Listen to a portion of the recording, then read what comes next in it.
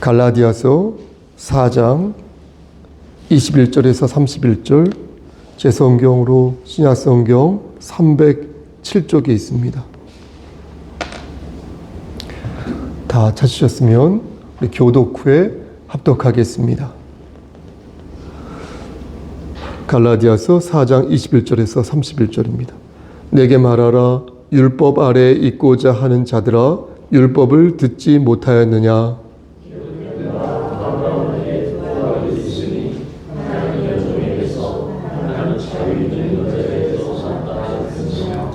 여종에게서는 육체를 따라 낳았고 자유 있는 여자에게서는 약속으로 말미암았느니라.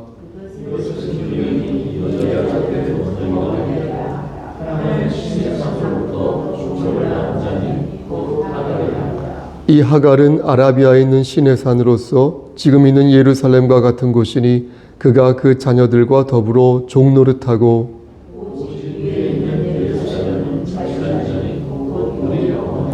기록된 바 잉태하지 못한 자여 즐거워하라. 산고를 모르는 자여 소리질러 외치라.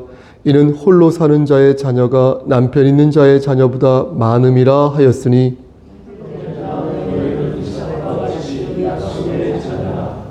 그러나 그때의 육체를 따라 난 자가 성령을 따라 난 자를 박해한 것 같이 이제도 그러하도다.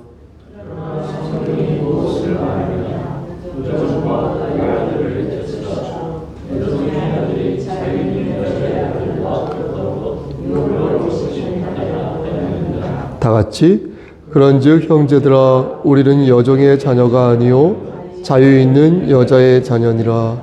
아멘. 기도하십니다. 하나님, 이 시간 간절히 바라고 하는 것은 우리 한지연 형제의 미래를 위해 기도합니다. 하나님, 우리 형제가 하나님께 간청하는 여러 기도 제목이 있는 줄 알고 있습니다. 하나님, 하나님의 뜻이라면 그 기도를 들어주시기를 소원합니다. 하나님 말씀 안에서 우리 형제가 영육의 강건함을 힘입어 종국적으로 이기는 자가 되기를 소원합니다. 그의 그릇이 커지고 깊어지고 무엇보다 청결해져서 하나님을 기쁘시게 하는 삶을 살기를 소원합니다. 하나님 강권적으로 역사하여 주시옵소서. 오랜만에 우리 서가연 자매를 보게 됩니다. 하나님 우리 자매에게도 함께 하시고 인도하시사 그가 겪었던 많은 그리스도 예수 안에서의 체험을 말씀 안에서 승화시킬 수 있도록 하시고 오롯이 하나님의 주권만을 받들며 나아가는 귀한 딸 되게 역사하여 주시옵소서. 이 시간 하나님 말씀을 대언하고자 합니다. 도와주시길 원하옵고 예수 그리스도 이름으로 기도드렸사옵나이다. 아멘. 어떤 분이 저에게 목사님, 거짓 형제가 뭡니까? 라고 물어왔습니다. 거짓 형제? 여러분들은 거짓 형제가 뭐라고 생각하십니까? 저는 쉽게 답할 수 있었지만 그분이 어떤 의도로 저에게 그런 질문을 한 것인지 알고 있었기에 한동안 대답을 하지 못했습니다. 김영랑 시인인가요? 김영랑 시인이 쓴 모라니 피기까지라는 시를 보면 나는 아직 기둘리고 있을 때요 찬란한 슬픔의 봄을이라는 식구가 있습니다. 찬란한 슬픔의 봄. 찬란하다는 건 좋은 거 아니겠습니까? 하지만 슬픔은 안 좋은 거 아니겠습니까? 근데 찬란한 슬픔이라고 하였으니까 이걸 어떻게 봐야 할지 아리송한 것입니다. 하지만 시는 앞뒤가 맞지 않아도 괜찮아서 오히려 그러한 모순과 역설이 더 강렬하고 온팡진 감동을 부어 넣어주는 것입니다. 하지만 여러분 보십시오. 성경은 다릅니다. 거짓된 형제처럼 형제는 기본적으로 진실되어야 하는데 거짓된 형제라고 말하면 감동은커녕 이게 불안감만 증폭되는 것입니다. 우리가 교회에서 서로 한 형제요 자매 아니겠습니까? 우리가 이렇게 부르는 이유가 무엇입니까? 그것은 기본적으로 그가 잘 되기를 바라는 마음에서 그런 것이죠. 저 자매가, 저 형제가 정말 잘 됐으면 좋겠다라는 마음이 있어서 그렇게 부르는 거 아니겠습니까? 형제는 절대 형제가 땅을 살 때 배합하지 않습니다. 자매는 절대 자매가 집을 사거나 시집 갈 때 배 아파하지 않습니다. 설령 배가 아파도 아플 수 있죠. 어쩌면. 설령 배가 아파도 그런 마음이 들어도 이런 마음이 잘못됐다는 것을 즉시 알고 깨달아 우리 주님 앞에 납작 엎드려 회개하니 그게 바로 우리가 아는 그리스도 예수 안에 있는 형제여 자매가 아니겠습니까? 그런데 자꾸만 욕심을 부리는 지체들이 있다는 것입니다. 어차피 그거 다 못 먹어요. 이거 다 못 먹거든요. 이 앞에 있는 진수성찬 내가 다 못 먹습니다. 또 어차피 그 길은 내가 가야 될 길이 아닙니다. 내 길은 따로 있습니다. 내가 가야 할 길, 내가 먹어야 할 음식, 내가 추구해야 될 것들은 별도로 주어져 있습니다. 그런데 무작정 질투하고 시기하는 것입니다. 먹지도 못하는 걸 가지고. 이는 형제가 아닌 것이니 우리 형제 앞에서 어떻게 해야 되겠습니까? 예수의 마음을 품어야 할 것입니다. 그리스도의 마음을 품어야 할 것입니다. 그렇지 않으면 성령 하나님에 근심할 것이니 갈라디아서 5장 말씀 보면 너희는 성령을 따라 행하라 이렇게 말씀하시면서 여러분 기억나시죠? 사, 희, 화, 오, 자, 양, 충, 온절 성령의 9가지 열매에 대해서 말씀하고 있습니다. 여러분 이게 얼마나 대단한 것이냐면요. 여러분 잘 생각해 보십시오. 하나님께서 말씀하시기를 이 같은 법을 금지할 방법이 없다고 말씀하셨어요. 사희화 오자 양충 온절 사랑과 희락과 화평과 오래 참음과 자비와 양성과 충성과 온유함과 절제를 막을 도리가 없다는 거예요. 금지할 법이 없다고 말씀하셨다는 거예요. 그러니까 성령을 따라 행하는 이 9가지의 삶이라고 표현할게요. 아무런 제재를 받지 않는데 그 이유는 그러한 열매들이 나의 능력으로 생긴 것이 아니라 성령님이 주셔서 생긴 열매라는 거예요. 그런 능력이라는 거예요. 성령의 역사하심으로 인해 보여지는 열매이기 때문에 이건 아무도 막을 수 없다는 거예요. 이걸 잘 생각하셔야 됩니다. 그래서 내가 어떤 자매가 어떤 형제가 잘 되는 것을 보고 내가 배가 아파하지 않고 그가 잘 되기를 내가 진심으로 바랄 때 우리는 우리 자신의 머리를 이렇게 쓰다듬는 게 아니라 이 마음을 누가 주셨다? 성령님이 주셨구나. 하나님이 이 마음을 주셨구나. 이 좋은 마음을 이 9가지 열매를 주셨구나 라고 생각해야 한다는 것입니다. 사유와 오자양충 온절 이 성령의 9가지 열매 여러분 꼭 기억하시기를 간절히 소원합니다. 그런데 앞에서 말씀드린 것처럼 형제는 분명히 다르게 행동해야 한다는 것이죠. 그들은 어떻습니까?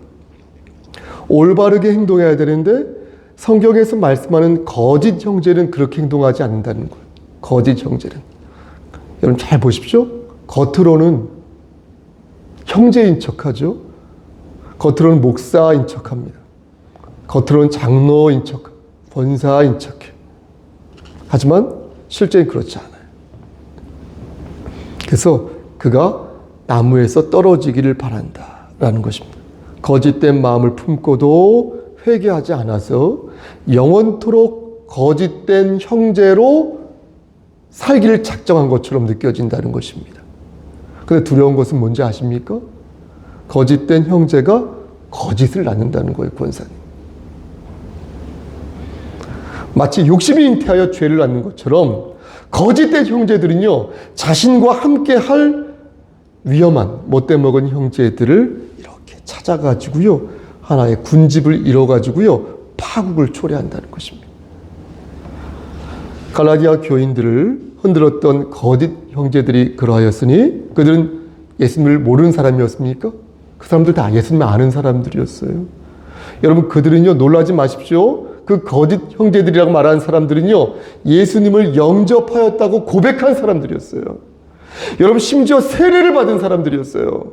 여러분 심지어 교회 공동체 안으로 들어와서 신앙생활하는 사람들도 있었어요. 그리고 그들과 깊이 어울려도 전혀 이상할 것 같지 않은 그런 사람들이었어요. 그런데 성경은 그들을 콕 집어서 뭐라고 말했다? 거짓된 형제들이다. 이렇게 말씀하였다는 것입니다. 누가 봐도 이상하지 않은데 내 형제와 다른 부분이 없는데 오히려 내게 살갑고 오히려 어떤 지체보다 교양이 있어 보이는데 그를 거짓되었다고 말하니까 갈라디아 교회 성도들은 고개가 갸웃해진 것입니다. 당혹감을 느낀 것입니다. 내가 볼 때는 아닌데 참 교양이 있어 보이는데. 그렇다면 그들이 잘못한 것이 무엇일까요? 그들은 왜 거짓된 형제라는 낙인을 받은 것일까요? 혹시 성령의 9가지 열매를 맺지 못해서 그런 것일까요? 그래서 사이와 오자양충, 온절 이런 온유함과 절제를 갖고 있지 못해서 거짓되었다고 낙인을 받은 것일까요? 오늘 여러분 본문을 한번 보시겠습니까? 오늘 본문을 보면 그들이 어떤 면에서 결격사항이 있었는지 분명하게 가르치고 있습니다. 바울은 누가 들어도 쉽게 이해할 수 있도록 비유의 방식을 들어서 그들이 가지고 있는 그들의 결격사항이 무엇인지를 설명하고 있습니다. 바울이 든 비유는 아브라함의 두 아내 비유였습니다. 당시 사람들은 아브라함이 누군지를 너무나 잘 알고 있었습니다. 아브라함은 지금부터 4,000년 전 사람 아닙니까? 그때로 치면 2,000년 전 사람이겠죠. 그래서 고대 근동에 살았던 분 아닙니까? 당시 이스라엘 사람들은 아브라함에 대해서 모르는 사람 다 알았어요. 모르는 사람이 없었어요. 우리가 고구려 광개토대왕을 알고 또 누구누구 이순신 장군을 아는 것처럼 역사적인 실존적인 인물로 다 알고 있었어요. 그리고 아브라함과 그의 두 아내 역시 잘 알고 있었습니다. 아브라함의 아내 사라는 아브라함의 정식 부인이었습니다. 하지만 하갈은 어땠습니까? 사라의 여종이었죠. 사라의 여종으로서 사라가 아이를 낳지 못하자 어떻게 됐습니까? 당시 관례에 따라서 그 당시 풍습에 따라서 아브라함의 첩이 되어서 이스마엘이라는 아들을 낳습니다. 그리고 나중에 사라도 어떻게 됩니까? 아들을 낳는데 그가 바로 누구였습니까? 이삭이었습니다. 이렇게 한 사람은 정식 부인으로서 이삭이라는 아들을 낳았고요. 또 한 사람은 첩으로서 이스마엘이라는 아들을 낳았는데 사도 바울은 누구나 알고 있는 이 사실을 언급하면서 갈라디아 교인들에게 복음의 정수를 재차 가르친 것입니다. 여러분 22절 말씀을 한번 보시겠습니까? 오늘 본문 22절 바울이 두 여자를 어떻게 구분하여 말씀하고 있는지 그 내용이 나오는데요. 우리 함께 22절 말씀을 한 번 더 합독하겠습니다. 기록된 바 시작. 기록된 바 아브라함에게 두 아들이 있으니 하나는 여종에게서 하나는 자유 있는 여자에게서 났다 했습니다. 아멘. 여러분 어떻습니까? 하나는 여종인데 그렇죠? 여종인데 맞죠? 나머지 하나는 자유가 있다 이렇게 말씀하고 있지 않습니까? 자유가 있다는 것은 뭡니까? 종이 아니라는 것이겠죠? 그런데 이것은 보통의 일이 아니었습니다. 왜냐하면 사도 바울은 지금 두 여자를 들어서 예수 그리스도와 율법을 비유하여서 설명하고 있기 때문에 그렇습니다. 여러분 23절 말씀도 한번 보시겠습니까? 우리 이 말씀도 합독하겠습니다. 시작. 여종에게서 육체를 따라 낳았고 자유 있는 여자에게서는 약속으로 말미암느니라. 여러분 이게 무슨 뜻입니까? 여종인 하갈에게서 나온 이스마엘은 육체를 따라 낳았는데 사라에게서 나온 이삭은 육체를 따라 난 것이 아니라 무엇으로 나왔다? 하나님의 은혜로 나왔다는 거예요. 그러니까 이스마엘은 아기를 낳을 생각으로 막 궁리를 했겠죠. 어떻게 하면 이 아들을 낳을 수 있을까? 아기를 낳을 수 있을까라는 생각으로 막 인간이 계획을 짜고 어떤 노력을 하여서 나온 아기가 이스마엘이라면 사라가 낳은 이 이삭은 인간의 힘으로 불가능한 상태에서 하나님께서 은혜를 주셨기 때문에 이 땅에 비로소 태어날 수 있게 되었다는 것입니다. 그것을 어떻게 표현한 것입니까? 무엇으로 말미암아? 약속으로 말미암아. 약속으로 말미암아 태어났다고 바울은 표현하고 있는 것입니다. 바울이 이렇게 말한 뒤에 24절 말씀 보시겠습니까? 이것은 비유니 이 여자들은 두 언약이다 이렇게 말한 것입니다. 두 언약이 무엇입니까? 앞에서 말씀드린 것처럼 예수 그리스도라는 언약이 있고 율법이라는 언약이 있는데 이 두 언약이 있는 것이니 초인간적으로 태어난 이삭은 예수님인 것이며 인간의 계획과 생각으로 태어난 이스마엘은 율법이라는 거예요. 이렇게 누구나 들어도 단박에 알 수 있는 아브라함의 그 가정사를 비유로 들면서 두 개의 언약을 지금 바울은 대조적으로 비교하여서 설명하고 있는 것입니다. 여러분, 바울은 어떤 언약을 우선으로 생각하고 있는 것 같습니까? 하갈의 아들 이스마엘입니까? 아니면 사라의 아들 이삭입니까? 이삭입니까? 이스마엘입니까? 바울은 사라의 아들 이삭을 약속의 자녀로 여기고 있습니다. 이 사실은 당시 사람들이 모두 동의하는 바였어요. 사라의 아들이 맞지요? 이렇게 생각했어요. 90살이 되어서 아기를 갖지 못하는 사라에게 하나님께서 주셨던 그 언약, 그게 선물이지요? 라고 생각했어요. 바울은 예수님을 설명하는 데 있어서 이만한 비유도 없다고 생각한 것이고요. 그래서 갈라디아 교인들을 향하여 너희는 율법의 아들이 아니라 너희는 약속의 아들이다. 이렇게 말한 것입니다. 여러분, 이 말씀이 어디 있는지 아십니까? 비단 갈라디아 교인들에게 하신 말씀이 아닌 우리 송속교회 성도들에게도 하신 이 말씀이 어디 있는지 아십니까? 바로 28절 말씀에 있습니다. 여러분, 이 말씀도 29절까지 우리 함께 합독하겠습니다. 형제들아, 시작. 형제들아, 너희는 이삭과 같이 약속의 자녀라. 계속. 그러나 그때의 육체를 따라 난 자가 성령을 따라 난 자를 박해한 것 같이 이제도 그러하도다. 여러분, 뭐라고 말씀하고 있습니까? 지금 거짓 형제들이 너희들을 막 핍박하고 조롱하고 있는데 그 모습이 하갈의 아들 이스마엘이 사라의 아들 이삭을 조롱하고 핍박하는 것과 같다. 이렇게 말하고 있는 거예요. 이해되십니까? 그러니까 종의 아들이 주인의 아들을 핍박하고 있는데 이게 말이 되냐라는 것이에요.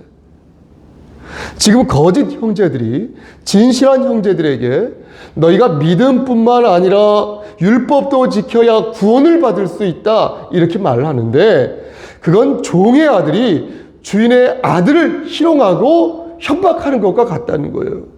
그러니까 그런 협박과 조롱에 더 이상 속지 말라는 것입니다.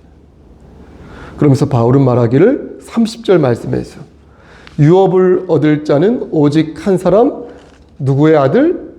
어떤 여자의 아들? 자유하는, 그렇죠. 자유하는 여자의 아들이다.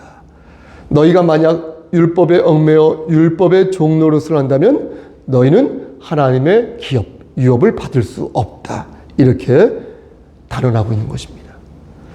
여러분, 이 말씀도 다시 한번 읽어봐야 되지 않겠습니까? 정말로 자유 있는 여자의 아들만이 유업을 받을 수 있는 것 좀 확인해 보겠습니다. 30절 말씀 한 목소리로 시작. 그러나 성경이 무엇을 말하느냐? 여종과 그 아들을 내쫓으라.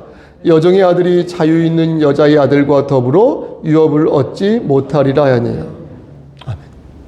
마지막으로 이제 넘어갈 하나의 고비, 그 하나의 고비 그 설명만 남겨놓은 상태에서 지금까지 여러분들에게 전한 말씀을 한번 정리해 보겠습니다. 여러분 잘 들어보십시오.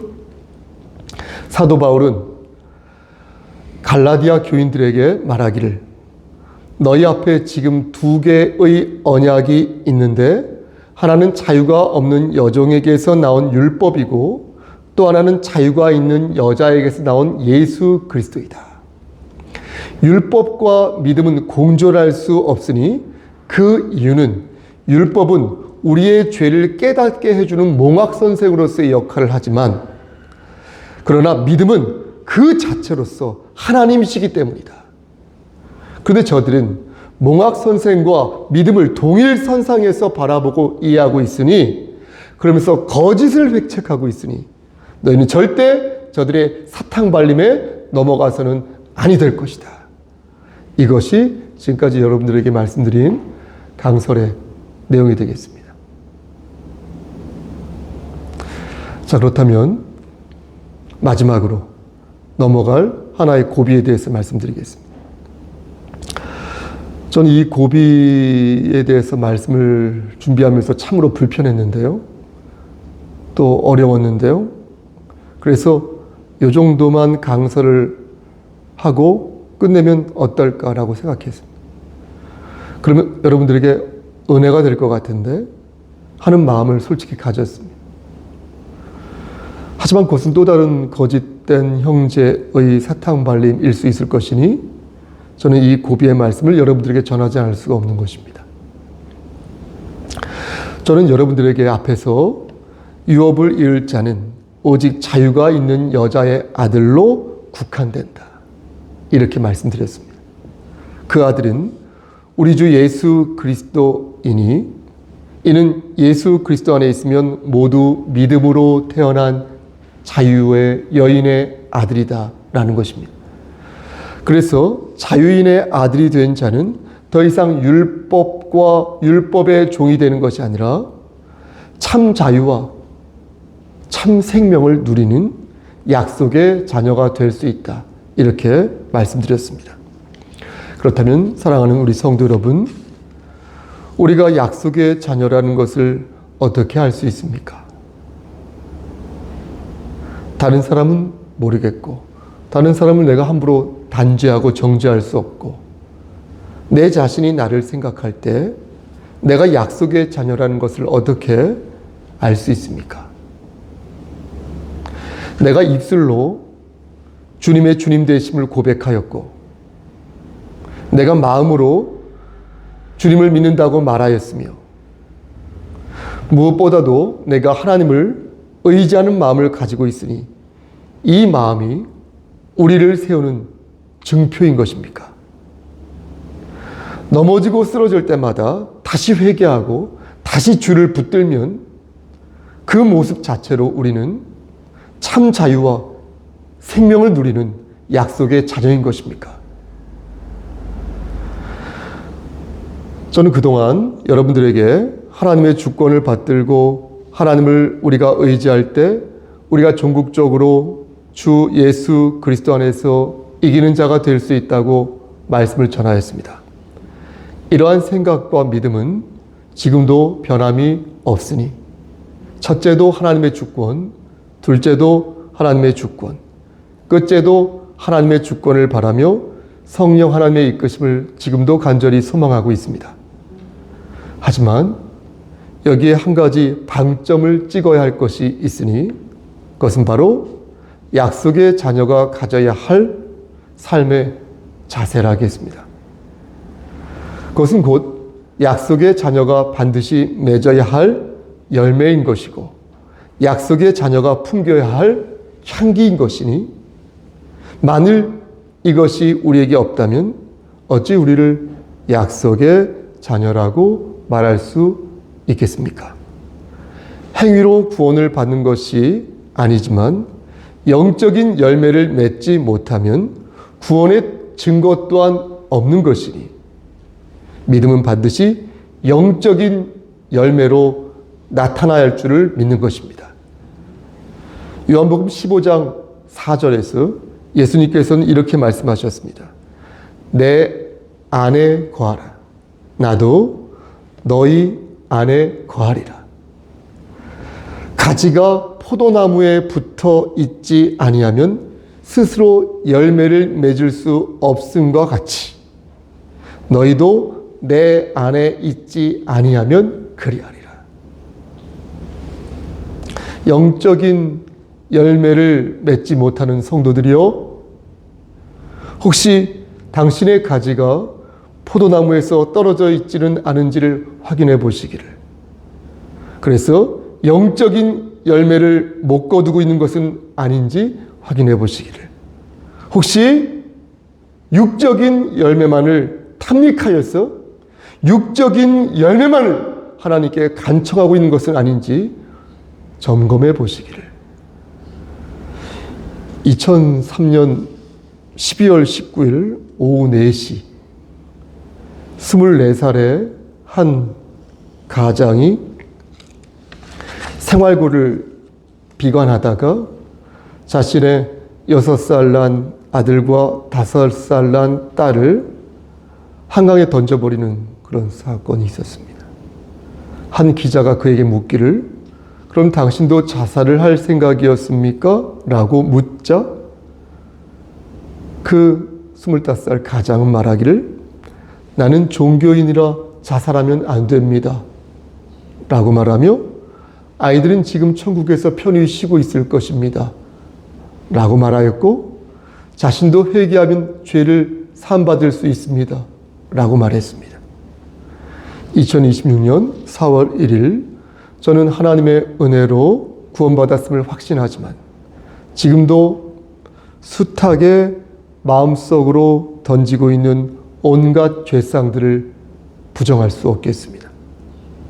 육적으로는 사람을 죽이지 않았죠. 하지만 영적으로는 저는 사람을 죽였고 육적으로는 죄를 회개하였죠. 하지만 영적으로 다시 죄를 지었으니 이 얼마나 비참하고 치욕스러운 정황인 것인지 고개를 들 수가 없는 것입니다. 사랑하는 우리 성석교회 성도 여러분, 그럼 어떻게 해야 할까요? 이대로 주저앉고 육체를 따라 난 그 사람들처럼 살아야 할까요? 혹시 우리는 애당초 여종의 아들이어서 유업을 얻지 못하는 하갈의 아들이었던 것일까요? 저는 어떻게 강서를 마무리해야 할지 고민하고 또 고민했습니다.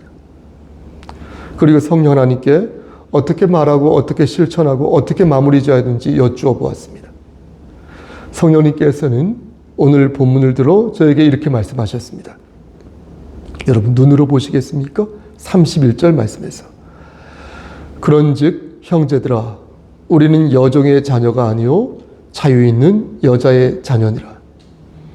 이 말씀은 율법 앞에 전전긍긍하던 갈라디아 교인들에게 하나님이 주신 말씀이었습니다. 이 말씀은 믿음으로 일취월장하는 갈라디아 교인들에게 주신 말씀이 아니라 넘어지고 쓰러지고 자빠지고 연거푸 하나님을 근심되게 하는 연약한 형제들에게 베풀어 주신 하나님의 말씀이었습니다. 그런지 형제들아 우리는 자유가 있는 여자의 자녀들아. 그러므로 다시 일어서서 자유가 있는 여자의 자녀답게 하나님을 찬양해라. 자유가 있는 여자의 자녀답게 진실로 회개하라. 자유가 있는 여자의 자녀답게 성령을 따라 행하라. 부족한 종이 여러분들에게 권면합니다. 여러분 저 좀 보시고요. 주의 자녀답게 잘 사시기를 주님을 받들어 간절히 축원합니다. 아멘. 제가 축도합니다. 이제는 우리를 죄에서 구속하여 주신 우리 구주 예수 그리스도의 은혜와 아버지 하나님의 만극하신 그 사랑하심과 성령 하나님의 교통하시고 인도하시는 모든 역사하심이 넘어지고 쓰러지지만 다시 벌어지만도 못한 우리에게 허락하신 하나님의 말씀을 붙잡고 일어서서 하나님을 기쁘시게 하는 삶을 살기를 소원하는 여기 모인 성도와 그들의 가정과 이 재단과 이 나라 위에 하나님의 사랑하심이 세세토록 함께 계실지어다. 아멘.